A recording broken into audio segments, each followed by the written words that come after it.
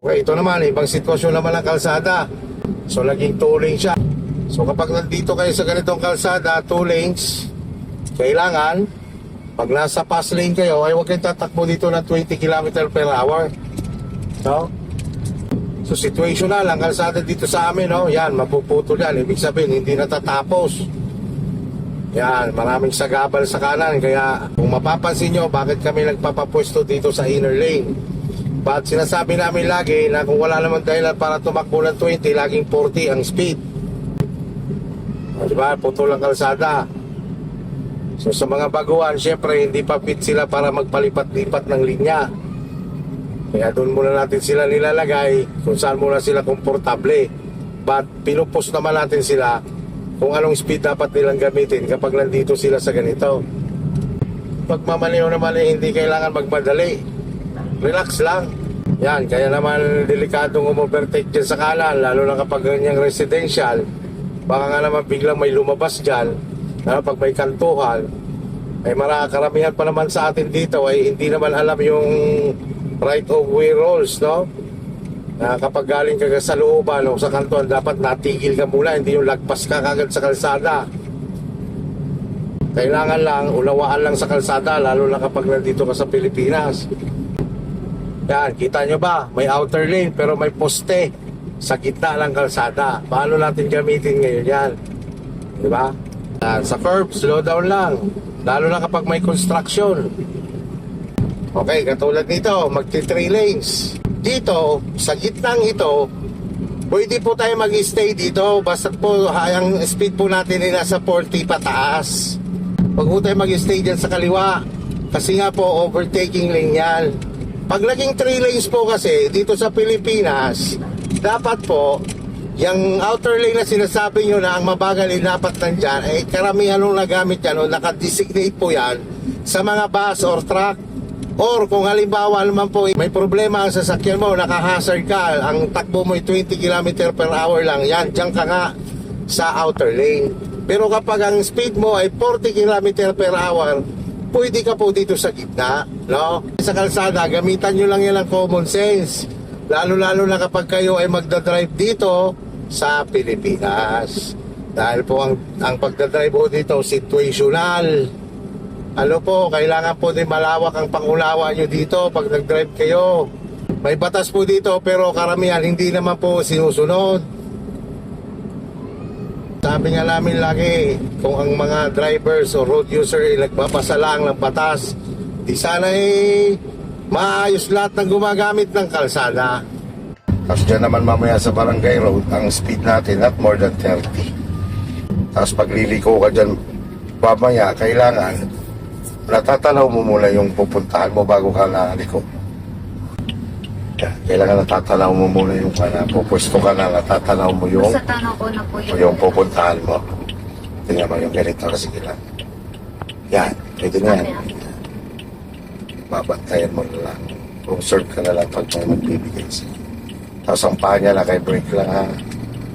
Kasi kukontrolin mo dyan, medyo pababa niya kasi yung kaso. Yan. Ang paa na kay brake. Okay. Okay. Sa pagkaganyan, halimbawa, may madaanan tayong may nakapara na katulad niyan, sulyap ka agad sa kaliwa, signal ka sa kaliwa, yan, iwasan mo lang siya. Sige, pwede kang umiwas unti-unti. Okay, iwas. Okay. Wait, tapos gas na ikaw ng bahagya. Yan. Mahalaga nun rin, pag may mga nakaparadang gano'n, huwag mong didikitan para pag umiwas ka, hindi ka masyadong nakapit ng malaki sa manibela. Okay. Basta ang titingnan mo dyan katulad yan. Ang paa niya na kay brake lang. Tapos sulya palagad ang kaliwa, pag-iiwasan mo na siya. Okay. Bago mo pala siya iwasan. Tapos konti 1/4 lang yan sa manibela. Gas lang yung bahagya.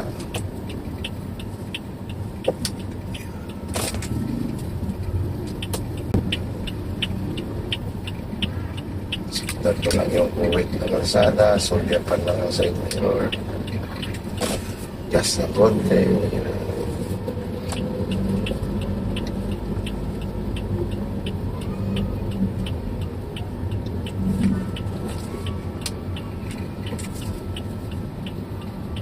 Para kay brake. Iwasin ko na yung lupa. Yan. Gas lang yan. Kaya pwede ka tumampi ng gas.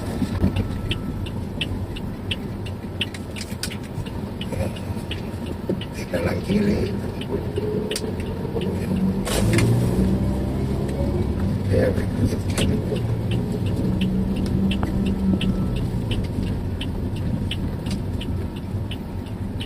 Yes, okay. Sa pagka medyo paaw ng kalsada, yan yung sinasabi ng gas control. Kung baga gas, tapos pag napabilis, bitaw. Tapos pagpapano po sa... Pababa, brake control lang ang tawag yan.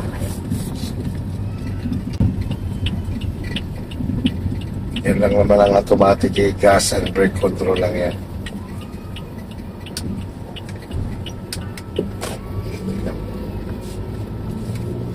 Masyado. Gas control naman yan. Yan.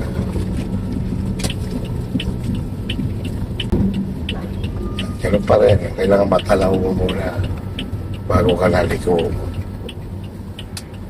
Yan. Tapos sa hams naman, bago pa lang slow down. Bago tumatay. Yan. Alalay na alalay talaga. Yan. Pwede ba iwasan? Sugyap sa kanila.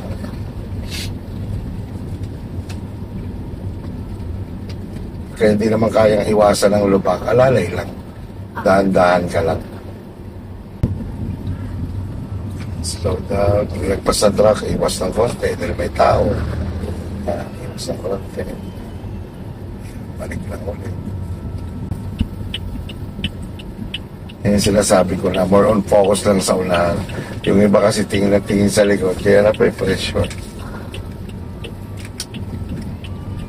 Iwas lang ng konti. Yan, pa-right naman tayo. So, alam mo lang ulam mong susulyapan, no? Apo yung kaliwa. Yes.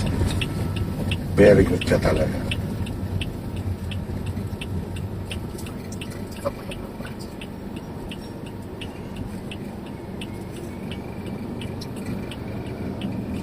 Okay na, wala na. Ito na sa ulan.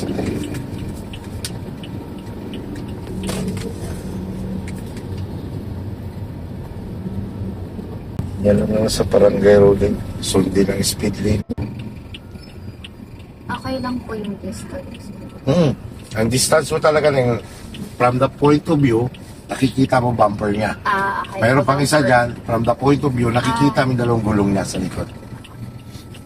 Ang purpose kasi nun ay na kapag ikaw ay nakatigil sa tamang distansya, nakikita ang bumper, nakikita ang gulong, dalawang gulong sa likod. Kapag kasi gusto mong lagpasan yung nasa unahan mo, isang sagaran lang sa manubela nun, hindi mo tatamaan yung likod niya. Ganun yun. Basta nakikita mo from the point of view, nakikita mo yung bumper niya. Okay po. Sagad mo lang manubela mo nun. Halimbawa, iwas ka sa kaliwa. Sagad mo lang ang manubela mo nun. Hindi mo yung tatamaan. Mas lalong safe kung ang gulong niya ang nakikita mo. Di ba? Okay lang po yung distance.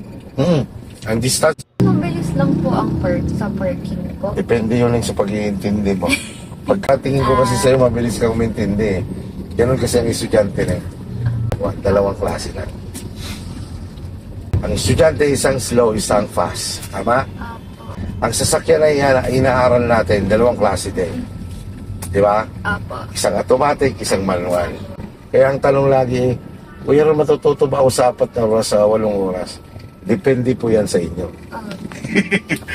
Kung kayo, ibig sabihin, pagka magaling kayong makatanda, magaling kayong makasunod, sinaisip nyo talaga yung itinuturo sa inyo, mabilis nyo matutunan.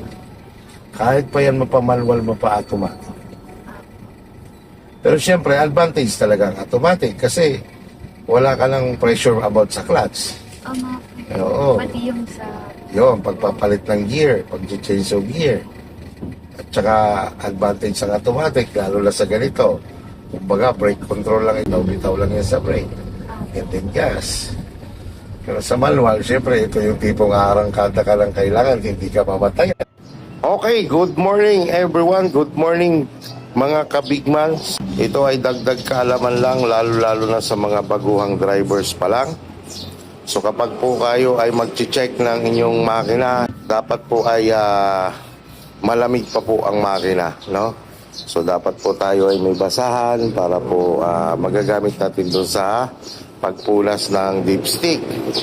Dapat po ay ginagawa natin to araw-araw bago po tayo magpa-start ng makina. Ano po ba ang mga chine-check dito? Langis, water coolant, tubig ng wiper washer, terminal ng battery, at brake fluid. Mga belt, kung baka maluwag na. Okay, good morning. Okay, so good afternoon mga kabigman, ano? Kita nyo po, no, kung paano kami magturo dito ng mga parking. Isang manual, transmission, reverse parking. So ito, waiting for reverse parking din. And then yun naman yung akin, reverse parking din ang aming aaralin. Ito, parang automatic. So sa mga interesado po dyan, ano, gusto nyo talaga matutunan ang mga pang-actual na parking, enroll lang po kayo sa Tolentinos Driving School. At ituturo namin talaga yung mga tamang reference sa reverse parking and parallel parking. Okay, so good up. Pag ganyan na po ang sitwasyon ng parking nyo, huwag nyo na pong ipilit na i-align. Ang gagawin nyo po dyan, ilabas nyo po uli ang kotse nyo sa parking para mas madali nyo po siyang may align. Yan, ilalabas po siya uli, ano? Yan, para mas makuha nyo po yung alignment niya. Pag ganyan na po ang sitwasyon, at kapag po kayo ay nag-a-align na, nakita nyo na po na equal na po ang tagiliran nyo, make sure na diretso po ang inyong manibela o ang gulong. Atlas lang dahan-dahan. Ganyan lang po, ano, ang reverse parking. Okay, reverse parking, ano. Yan, aatas lang po yan ng diretso. Yung gulong niya sa kanan, pag tumapat na dito sa guhit, adjust mo na lang isang ikot pa kanan ng manibela. Pasok ng konti bago umadjust ng sagad pa kanan. Sige lang, atras pa. Yeah.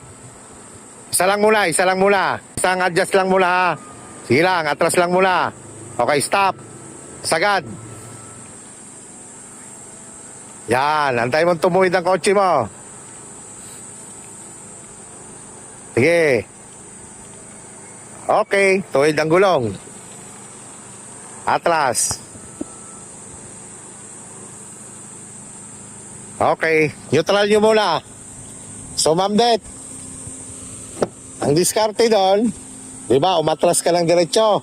Ang gulong mo na kanan pag tumapat sa guhit, isang adjust lang muna sa kanan ng manubela. Tapos sa atras, papasukin mo muna ang gulong, saka mo sagad ngayon ang manubela. Tingnan mo, sakto. Wala? Signal sa left. Pupwesto tayo sa left. Papaunahin mo lang yung truck. Slow down na natin. Okay.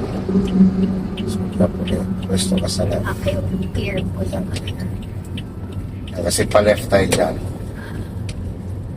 So, signal ulit ikaw sa left. Ang sitwasyon ay give and take. Titignan natin kung may nagmamando. Pero pag wala, syempre give and take, ano? Left and right, at ang observe left and right at yung galing doon. Yan, so sundan mo lang yung movement nung nasa unahan mo. Observe ka lang sa paligid, sa left and right. Yan, sundan mo lang si Montero. Sundan mo si Montero. Sige, sundan mo. Sundan mo. Sige, dikit ka na to, dikit Montero. Yan. Naman dito sa intersection. bigayan na. Bigayan. Kaya naman medyo dumikit ka kay Montero para hindi makasingit itong galing dito sa bypass. Dahil pag nagkaroon ng butas yan, sisingitan ka na. No? Yun na yung tipong, siyempre, magbibigay ka na. Yan, dito naman. Isa pa sa ating advice dito, pag ganyan ang sitwasyon, maraming nakaparada, may maraming tao, talagang dahan-dahan. Maging observant lang talaga. Definitely. Okay lang mo yun, napapalagpas ka minsan ng 40. Okay lang, basta tingin mo naman, carry mo naman. Safe naman. Oo. Okay. Ang isang maingat na driver kasi, alam mo kung napapasobra ka na ng bilis. Saan po ba tayo? Dire-diretso lang yan. Okay. So, ganyan. Di ba, start all na yan. Observe mo dyan ay Yung papas. yung galing Batangas. Okay. Dahil it's either na pwedeng kumalan sila o pakaliwa. Paglagpas mo naman tulay, ang i-observe mo naman, galing Manila.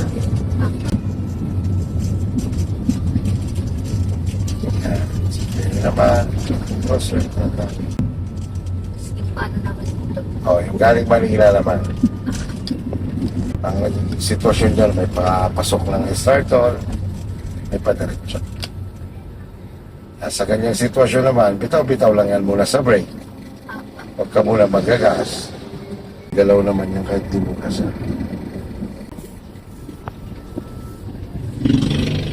Sige, go straight. Wala naman. Go straight. So dyan naman ang may encounter natin mamaya. Siyempre, residential.